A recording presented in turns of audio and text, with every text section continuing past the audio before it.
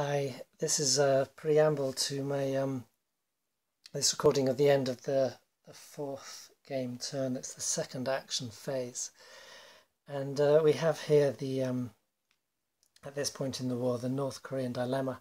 So they need to take this city here and this city here. They take those and hold them to the end of this action phase, and they will win the game.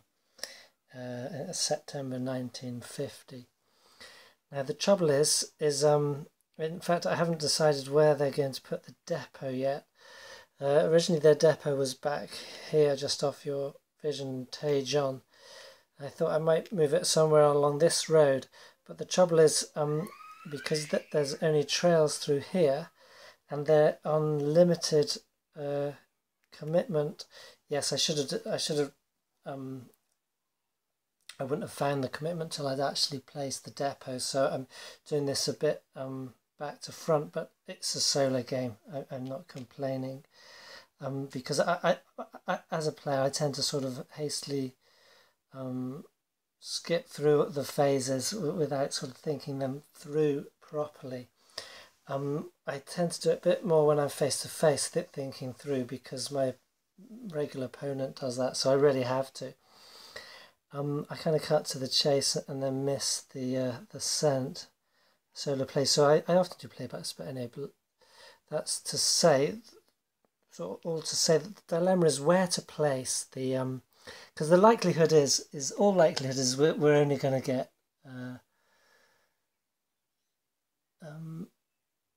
there's sort of maybe a 40% chance of getting accelerated commitment, which meant that I could say place the city at the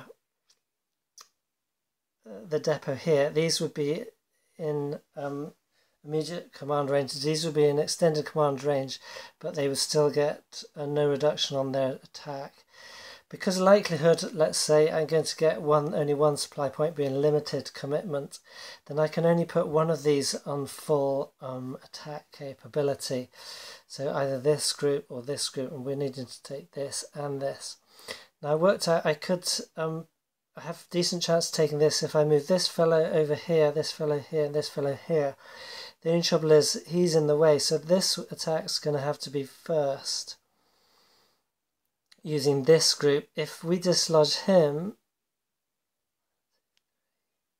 no, they could still do it. I actually double thinking it can't be done, because likelihood we're not going to destroy him. We might get a retreat, or he might just stay there and take the beats.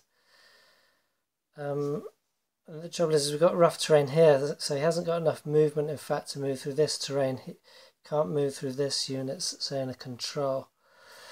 So actually thinking it aloud again, it's not doable. I mean, I can move this unit so we have enough. Oh yeah, that was it. Sorry, yeah, so I can move this one up, this one, yeah. So I get these 3 units against them, and then these 3 or 4 against this one, and I could do it, but I can't bring them. Likelihood is, let's say, I can't bring them both in, and the reality is, as it falls out, according to the die rolls, I couldn't do it. So the depot has to be on or adjacent to at least a rail line or a major road, so I couldn't put it on the trail. And this is, so the North Korean dilemma is that, and then that would be their win. So, and I think this line up here of cities they need to take for the automatic win is basically a device to get the North Korean player pushing all the way down here. Otherwise, it would be quite wise as a North Korean to sort of start turtling back here, or even back here along the rivers here, because they know that they assault is going to peter out, because there will be enough UN commitment. Obviously, historically they didn't know that, or they weren't sure of it, or they didn't know how quick it would come, and they felt it was worth the risk. As the players, we know that, so I believe that this automatic victory is devised to tempt the North Korean player all the way down to here, and not to turtle too soon. But I think I'm at the point now where the North Korea just has to turtle. If we could be guaranteed accelerated commitment, then we could go for both those, and I would do it. But what I would essentially be doing is rolling the die, and I might have committed these units forward, only be able to thrust on one side, and that would be pointless because I need them both coming up to next turn. We're just not going to be strong enough. The North Koreans have been losing divisions as it is, so this is it. This is the North Korean player dilemma. I think there's a slim chance, and it does obviously depend upon the UN players' play, that you can get that automatic victory. But otherwise you have to decide when to pull out and conduct your fighting withdrawal with as much of your force intact as you can. And already I've probably depleted it too much. I'm quite happy about that in a way, because I want to see the UN thrust all the way up the peninsula, which I didn't see in my last game. So I've opted for withdrawal, and the depot went in Daejeon. So that's it. It's the end of the North Korean offensive at this point. They're going to be withdrawing back. But hang on. Why don't I try for Chinese intervention? But I might get it next turn, but it could even say that it'll take a while, them reinforcements getting in. No, it's not an option, because the Americans, the UN, didn't call in the nationalist Chinese, and they're not over the 38th parallel. So that's it. The die is being cast, and we didn't make it. North Korea is pulling back. So here we are at the end of the game turn. There's two divisions here gave each other a bloody nose, trying to knock each other out. They both lost a step each. The US, this one's actually on the UN side of the Naktongang River. These ones have moved up, ready for taking it out. Over on the eastern seaboard, the US moving up, so the North Koreans have met that with a division there to try and halt that. They don't want them sort of zipping up along here. They don't really want them whizzing across to their rear area there as well. The North Koreans were sort of drawing back, not full pelt, cautiously, and they actually sent one fellow forwards, because when this one survived combat, they felt, okay, we can have a bit of a forward line there.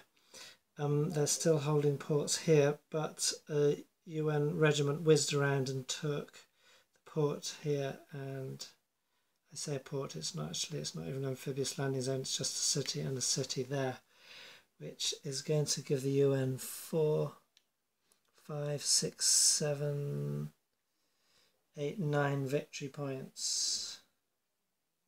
So they're on 25 at the end of turn 4. I have no idea if that's par for the course. I think that has to be about right. The North Koreans have 1, 2, 3, 4 full strength divisions, 5, 6, 7, 8, and 4 more understrength divisions, 5 understrength divisions left on the map.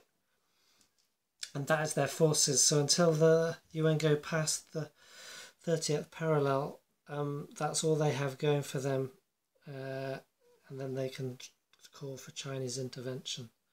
So it might.